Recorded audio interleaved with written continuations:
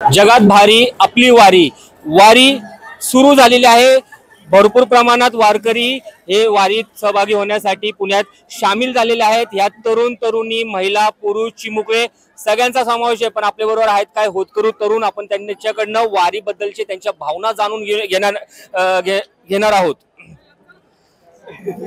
दादा किती वारी आहे तुमची? तिसरी वारी आहे। कुठून आलात तुम्ही? सुतारवाडी पाषाण। सुतारवाडी पाषाण मधून। तर नक्की तुम्ही वारीमध्ये भक्ती भावनेतून सहभागी झालात का इंस्टाग्राम स्टोरीज साठी किंवा सोशल मीडियाच्या आकर्षणासाठी? नाही, आमचे सगळे वडील झाले सगळे पहिले वारीला यायचे। तुम्ही कुठले दादा?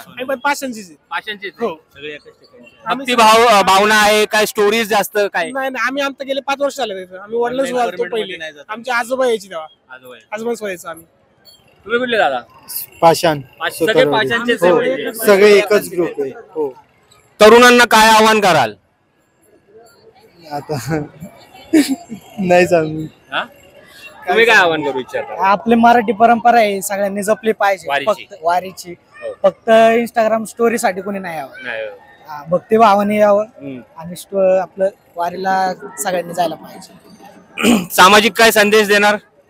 सामाजिक संदेश म्हणजे स्वच्छता पाळा, मदत करा सगळ्यांना, वारीत गर्दी करून हे नाही करा, त्रास नाही झाला पाहिजे कोणाला। तर नक्कीच आपण बघितलं तरुण तरुणी वारीत सहभागी झालेले आहेत। त्यांचं असं म्हणणं आहे की इंस्टाग्राम स्टोरीसाठी किंवा सोशल मीडियाच्या आकर्षणासाठी नाही तर भक्ती भावनेतून आम्ही सहभागी झालो। त्यांनी एक संदेश पण सामाजिक संदेश सुद्धा दिलेला आहे की स्वच्छता राखा। पुण्यातून न्यूज.साठी झोएब शेख, पुणे।